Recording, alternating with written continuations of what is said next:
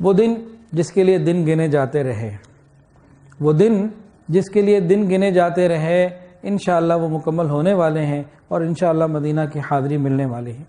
مسجد نبوی شریف کی حاضری، روضہ رسول پر کھڑے ہو جانا، صلاۃ و سلام پیش کرنا بہت بڑی سعادت ہے۔ نبی علیہ السلام نے ارشاد فرمایا، من زار قبری وجبت لہ شفاعتی، او کما قال علیہ الصلوۃ والسلام، جو میری قبر کی زیارت کرے گا اس کی شفاعت میرے اوپر واجب ہو جائے گی۔ جو حج پہ لے جانے والے صاحب ہیں ان سے بات چیت ہوئی میرے والد صاحب کی، تو انہوں نے آ کے ابو کو یہ بتایا کہ حاجی بس دو باتیں پوچھتا ہے، کھانا ملے گا، وائی فائی ہے کہ نہیں، باقی کوئی پرواہ نہیں۔ حج کیسے کرنا ہے، حاضری کیسے ہو کہ اللہ کے یہاں قبول ہو جائے، اس کی پرواہ بہت تھوڑے لوگوں کو ہے۔ اور کوئی بات نہیں ہوگی، فیسلٹیز کی بات ہوگی۔ ارے بھائی وہاں اس لیے تو نہیں گئے، وہاں تو گئے تھے اللہ کو منانے، اللہ کو پانے، گناہوں کو مٹوانے۔ اللہ رب العزت ہمیں وہاں حاضری کی توفیق عطا فرما دیں، یہی کتنی بڑی نعمت ہے۔ ابھی تک الحمدللہ بہت دفعہ جانے کا اللہ نے موقع دیا۔ ابھی جس ہمارا یہ بدھ کا جو سفر شروع ہونے والا ہے، مجھے ہوٹل کا نام نہیں پتا، پوچھا ہی نہیں، اور آج تک کبھی فکر نہیں کی، کبھی نہیں پوچھا۔ ایک دفعہ آج کا سفر تھا، انہوں نے بتایا، میں نے کہا بھائی آپ چھت پہ سو لاؤ، فرش پہ سو لاؤ، بیڈ پہ سو لاؤ، سلیپنگ بیگ پہ سو لاؤ، ہم سو جائیں گے، کہیں بھی سلا دو۔ کہ دل کی نیت یہ ہے کہ اللہ وہاں حاضری کی توفیق دے رہے ہیں۔ باقی چیزوں کے اوپر غور اور فکر کرنا یہ کرنا چاہیے، ٹھیک ہے، لیکن یہ اتنا ضروری نہیں ہے۔ اصل یہ ہے کہ ہماری وہاں حاضری قبول ہو جائے، اس کے لیے فکر کرنی ہے۔ مکہ مکرمہ میں ایک نماز پڑھنے کا ثواب 1,00,000 نمازوں کا، ایک روزہ کوئی رکھ لے بندہ، 1,00,000 روزوں کا ثواب، ایک دفعہ سبحان اللہ کہہ دے، 1,00,000 دفعہ سبحان اللہ کہنے کا ثواب۔ ان چیزوں کی طرف فکر کرے بندہ۔ 5 نمازیں پڑھیں، 5,00,000 نمازوں کا ثواب۔ یہ 5 نمازیں باجماعت مسجد میں پہنچ کر پڑھیں تو 27,00,000 ایک نماز کا ہوا، تو ایک دن کی نمازوں کا ثواب کروڑوں میں جا رہا ہے۔ اس کی فکر کرنے کی ضرورت ہے کہ میرا وقت حرم میں مدینہ میں ہوں یا حرم مکہ میں ہوں، حرم میں زیادہ گزرے۔ ہوٹل قیمتی اچھا مل جاتا ہے، پھر پیسے پورے کرنے کے چکر میں ہوٹل میں زیادہ وقت گزارنا ہے۔ بھائی ہم تو حرم جانے جس مقصد کے لیے آئیں اس کو ہم غور کریں۔ ہمارے بڑوں کو جو پریشانیاں تھیں پہنچنے کی، ہمارے پاس تو ایسا کچھ بھی نہیں ہے، ایسے بیٹھیں گے 4-5 گھنٹے میں جہاز وہاں پہنچ جائے گا۔ تو ہم اللہ کا شکر ادا کریں۔ اسی طرح مسجد نبوی شریف میں ایک روایت میں ہے کہ 10,000 نمازوں کا ثواب، اور اسی طرح ایک جگہ 50,000 کا بھی ذکر ہے۔ بہرحال انسان اللہ سے مانگے، اللہ دینے والے ہیں۔ اللہ اکبر کبیرہ۔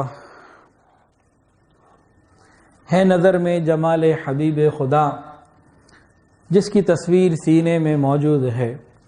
ہے نظر میں جمال حبیب خدا، جس کی تصویر سینے میں موجود ہے۔ جس نے لا کر کلام الہی دیا، وہ محمد صلی اللہ علیہ وسلم مدینے میں موجود ہے۔ جس نے لا کر کلام الہی دیا، وہ محمد مدینے میں موجود ہے۔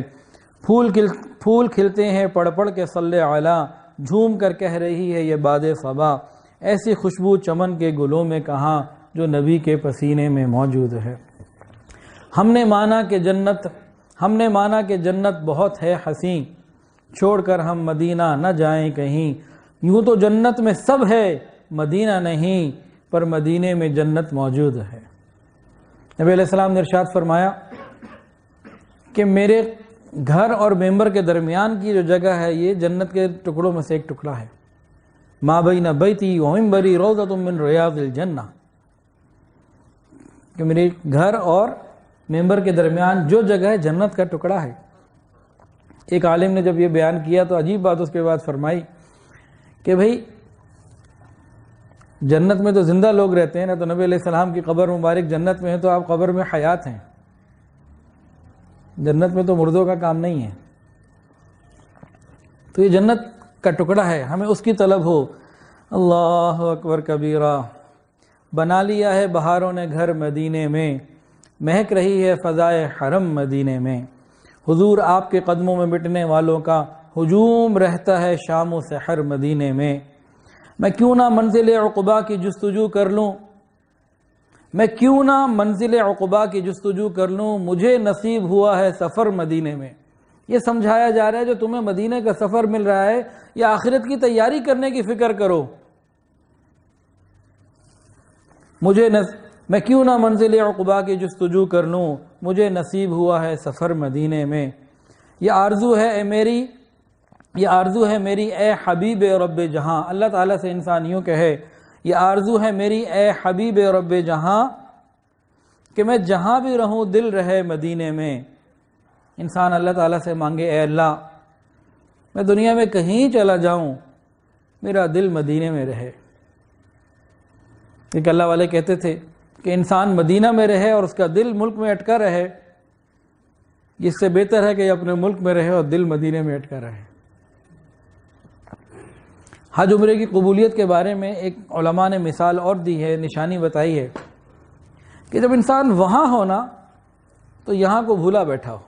15-20 دن کے لیے گئے، اب یہاں کی فکر نہ ہو، وہاں اتنا محو ہو جائے، وہاں کی چیزوں میں لگ جائے، وہاں کے بازاروں میں نہ لگے، وہاں جو اصل چیز ہے جس مقصد کے لیے جانا ہے ادھر لگے، اس کے اندر اس کا دل لگ جائے. تو یہ دل کا لگ جانا یہ قبولیت کی نشانیوں میں سے ایک نشانی ہے کہ وہاں دل لگ گیا اس کا.